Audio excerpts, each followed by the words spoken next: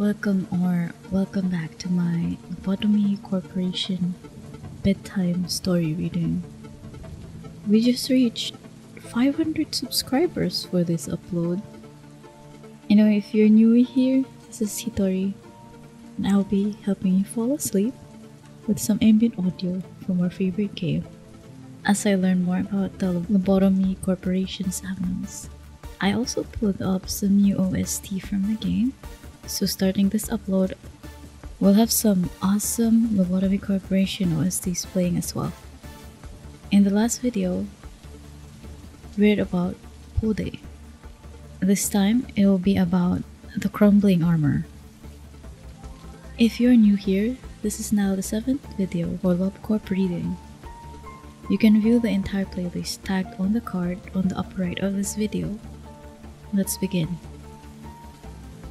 Crumbling armor 0-05-61 is an artifact abnormality with the appearance of a thoroughly aged suit of samurai-style armor with a V or U-shaped crest on the helmet.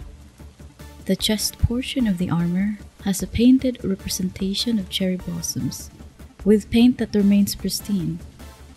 There are several instances of rust around the folds of the armor, and the right arm is disconnected from the rest of the body. A glowing blue eye can be seen inside the helmet. Ability: Crumbling armor's ability has 2 sections, giving out its ego gift and decapitating employees. Whenever an employee performs repression on Crumbling armor, they will always gain Crumbling armor's ego gift, the slot hat. This will be represented as a blue flame behind them at first. The description can be checked in the agent's ego gift list. When finishing any new repression work, the next state will be acquired until reaching the red flame.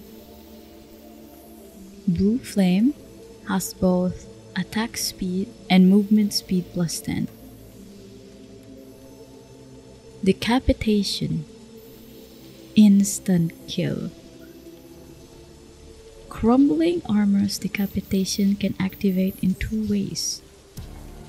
Sending in an employee that has a fortitude level 1 to its containment room will count as 1 work used, or sending an employee with the ego gift to use as an item abnormality, or perform an attachment work with any abnormality, which will consume 1 work as well when the abnormality is present in the facility.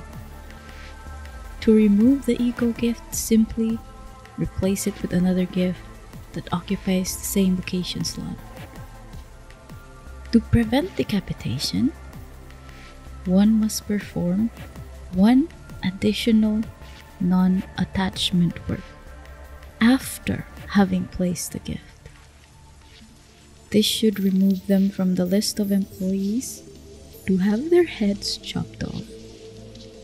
To be extra safe, one could pass the day with the gift change before the employee performs attachment work again. Origin: Crumbling armor was an armor used in different battles by its owners and ancestors. It began as the armor of a general who died by an arrow shot that left the armor untouched. Over many generations, the successors who inherited it also died, without the armor receiving any damage. Its last owner, a warrior who didn't wear the armor in any battle, never sustained any injuries and died of old age. During his lifetime, the armor's plate was damaged without exterior impact. The family of the warrior donated the armor to a museum where the company found it. When and how its anomalous effect appeared is still unknown. Story: An armor that seems to have been used hundreds of years ago. An engraving on its bottom states, "Life is only granted to those who hold no fear of death." Obviously, putting this armor on is forbidden by the company regulations. Note: there have been rumors of employees pretending to put the armor for fun. Please look into this immediately. This armor was secured from a museum. The information below is the fragments of its legend. This armor once belonged to General Redacted, who joined the War of Redacted during the Year of Redacted. It was a family heirloom passed down through many generations. The general always wore this armor to keep himself protected.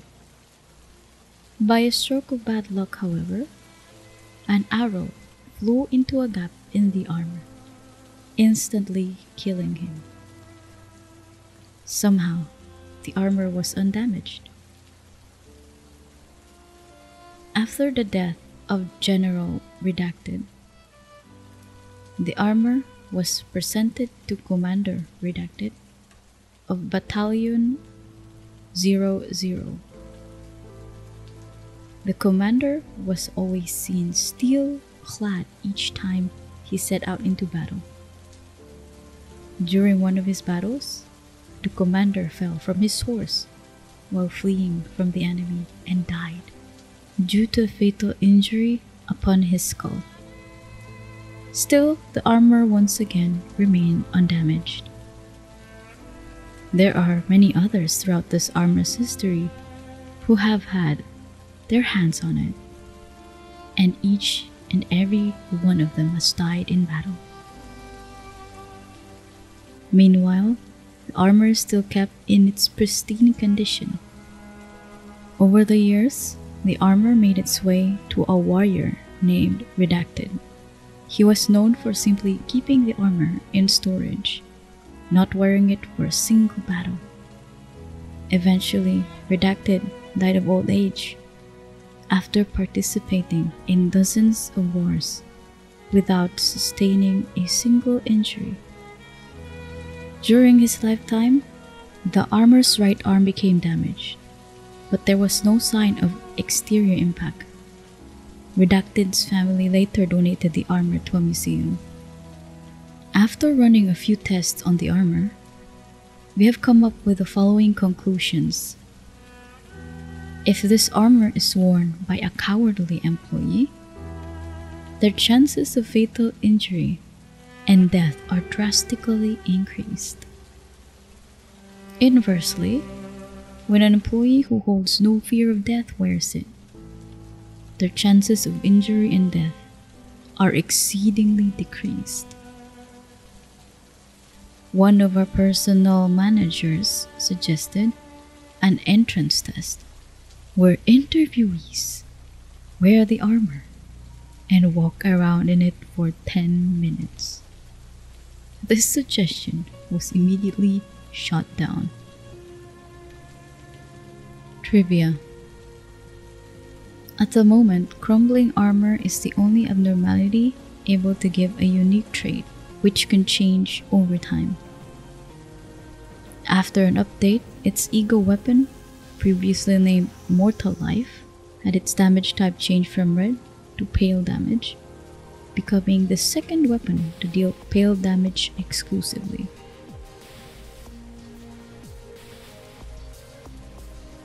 Oh my god, I remember the time I got this. I was so confused why my employees were dying. I didn't really understand what it meant. But yeah, I'm just gonna say that this is one of those abnormalities.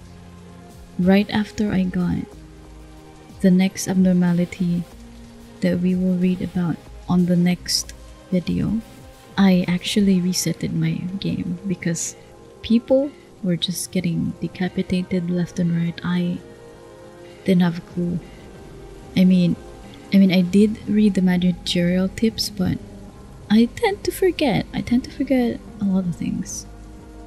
So suddenly, I send someone off to do some attachment work, and they're decapitated. They're dead. I'm appalled. I don't know. Maybe next time I wouldn't want to choose this crumbling armor for my playthrough, but it looks like it's really good for repression training, but I really feel like it's not worth it, especially for people like me that forget a lot of details easily. So this is one of the reasons why I resetted my run when I first played this game. So imagine only having 6 abnormalities. I just began resetting my game because a lot of people died. Now if you have tips or interesting details about this abno, please comment about it below. If you like, you can also catch my stream on Twitch and here on YouTube, so you can assist me if you're a veteran in the game. If you want more Project Moon content from me, please don't hesitate to like the video. And you can also support me further with my Patreon, so don't forget to subscribe. Also, I would like to thank my current Patreon supporters that are shown in the screen as well, with my Twitch subscribers. I want to always let you know that I appreciate everything you do for me, truly. This thanks is also extended to you who is currently watching. Thank you so much for your support. I am very happy about reaching 500 subscribers, and if you are led to this channel with this video, I hope you can also support my upcoming series, like the Yapathon, where it'll be quite opposite from this bedtime story reading, since it would be quite loud. Yapathon would be more like a commentary type style of video, and I also do song covers of Japanese and Korean songs when the inspiration strikes. I hope any of my song choices are to your liking. Anyway, until next time, I hope you rest easy.